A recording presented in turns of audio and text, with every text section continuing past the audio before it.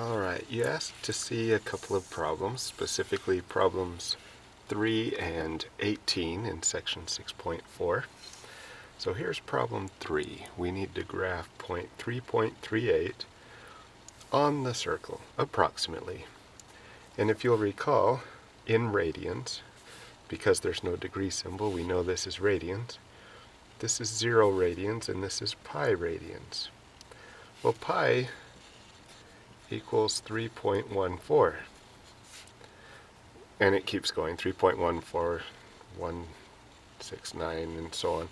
But 3.38 is just a little more than that, so I'm going to go ahead and put a dot a little past pi to give me the 3.38 radians.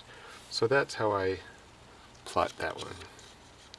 So I compare to the ones that I know. I know that's pi. I know this is pi over 2, which would be 3.14 divided by 2, which is about 1.56.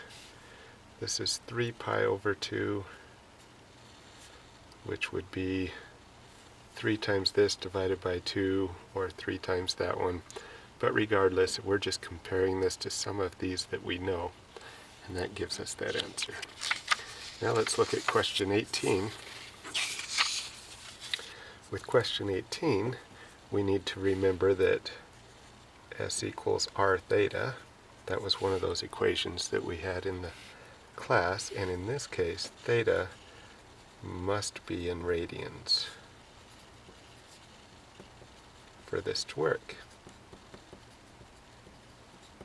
Well, right now we're given an angle in degrees, so I need to convert that to radians.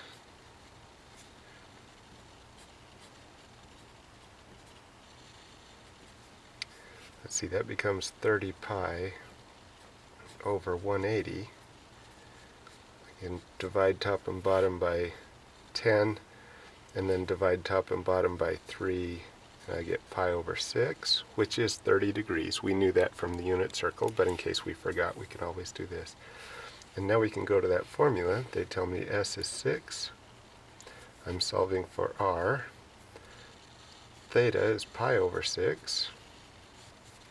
So now I'm going to multiply both sides by 6 over pi, which is the same as dividing by pi over 6. 6 divided by 6 is 1. Pi divided by pi is 1. I'm left with R equals 36 divided by pi. Pi again is 3.14. So I'll go to my calculator and I'll divide 36 by pi.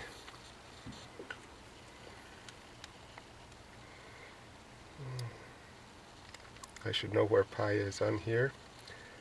There we go. And that gives me 11.46. And it does say to round to 2 decimal places, so that would be my answer.